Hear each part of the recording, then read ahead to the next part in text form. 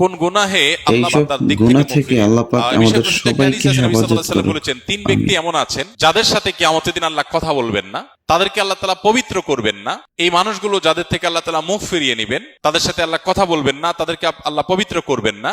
সেই মানুষগুলোর মধ্যে একজন হলেন ওই পুরুষ, যে পুরুষ টাকনুর নিচে পোশাক পরে। পোশাক পরে বলতে যে পোশাক উপরের দিক থেকে যায় সেটা টাকনুর নিচে পরে, প্যান্ট, পাজামা, চাদর, লুঙ্গি, জুব্বা, জামা, এগুলো। মুজা যেটা থাকেই নিচে, নিচ দিক থেকে পরা হয়, ওইটা কথা ভিন্ন। তো এই যে মুসবিল যে ব্যক্তি টাকনুর নিচে প্যান্ট, পাজামা, লুঙ্গি ইত্যাদি পরে, এই ব্যক্তি তার সাথে আল্লাহ কিয়ামতের দিন কথাও বলবেন না এবং তার দিকে আল্লাহ তাকাবেনও না, তাকে আল্লাহ পবিত্রও করবেন না।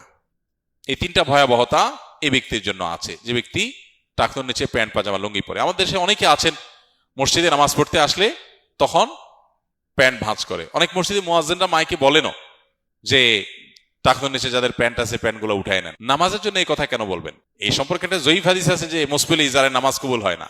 হাদিসটা সহিহ সূত্রে বর্ণিত না। বিশুদ্ধ হাদিসগুলো সবগুলো হলো কমন এবং জেনারেল, সব সময়ের জন্য এটা প্রযোজ্য যে পুরুষ মানুষ টাকনুর নিচে পোশাক পরবে না। এখন বৈজ্ঞানিক গবেষণা বলছে যে এটা পুরুষের জন্য ক্ষতিকর। যাই হোক, সেটা গবেষণা কি প্রমাণ হয়েছে এটা বড় কথা না, বড় কথা হলো নবী সাল্লাল্লাহু আলাইহি ওয়াসাল্লাম নিষেধ করেছেন, বাস শেষ। অতএব এই ব্যক্তি, যে ব্যক্তি টাকনুর নিচে প্যান্ট, পাজামা, লুঙ্গি, জুব্বা ইত্যাদি পরে, এই ব্যক্তি থেকে আল্লাহ কিয়ামতের মুখ ফিরিয়ে নেবেন। খুবই ভয়াবহ কথা। 2 নম্বর হলেন ওই ব্যক্তি, যে ব্যক্তি কাউকে দান করে খোঁটা দেয়, অথবা যাকে দান করেছেন তাকে নানান কথা দিয়ে কষ্ট দেয়। দান করেছেন, আল্লাহর কাছে আশা করবেন এর বিনিময়। যাকে দান করেছেন তার সাথে আপনার কোনো আলাপ থাকবে না। দান করে খোঁটা দিলেন, কষ্ট দিলেন, খোঁচা মেরে কথা বললেন, এগুলো বললে আপনি আল্লাহ তাআলার দৃষ্টি থেকে সরে যাবেন কিয়ামতের ময়দানে। নাম্বার 3, ওই ব্যবসায়ী, যেই ব্যবসায়ী তার পণ্য বিক্রি করতে গিয়ে মিথ্যা শপথ করে।